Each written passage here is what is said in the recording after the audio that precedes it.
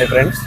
So చాలామంది clutch, break, accelerator operating చేసేటప్పుడు మెయిన్గా చూసుకోవాల్సింది ఏంటంటే యాక్సిలేటర్ రైట్ లెగ్తో ఇక్కడ కింద రెస్ట్ ఇచ్చేసి మనము యాక్సిలేటర్ అనేది ప్రెస్ చేయాలి ఇలాగా. సో నెక్స్ట్ థింగ్ బ్రేక్ వచ్చేసి లెఫ్ట్ ఇలా హోల్డ్ చేసుకోవాలి, రైట్ లెఫ్ట్ ఇలా చూసుకోవాలి. చాలామంది ఏం చేస్తారంటే ఇలా యాక్సిలేటర్ ఉంది కదా, ఎగ్దమ్ ఇట్లా తీసేసి బ్రేక్ పెట్టేస్తారు. అట్లా పెట్టకూడదు. సో ఎందుకంటే అట్లా బ్రేక్ మీద లెగ్ పెట్టినప్పుడు ఏమవుతుంది అని అంటే సడన్ బ్రేక్ అనేది ప్రెస్ అవుతూ ఉంటుంది. సో అప్పుడు మనం ఏం చేయాలి అని అంటే సడన్ బ్రేక్ చేసినప్పుడు ఏమవుతుంది, బ్యాక్ సైడ్ నుంచి కూడా మనకు వెహికల్స్ వచ్చి టచ్ అయ్యే ఛాన్స్ ఉంటుంది. కాబట్టి మనము యాక్సిలేటర్ బ్రేక్ ఇలా షిఫ్ట్ చేసుకుంటే సరిపోతుంది. రైట్ లెఫ్ట్ ఇలా చూసుకుంటే సరిపోతుంది.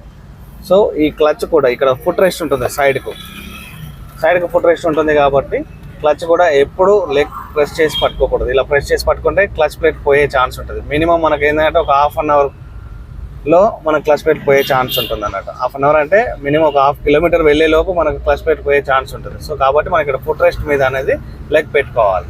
సో ఫుల్ క్లచ్ నొక్కినప్పుడు లెగ్ తీసేసి ఫుల్గా ప్రెస్ చేసేసి మనం గేర్ షిఫ్టింగ్ అనేది చేసుకోవాలి.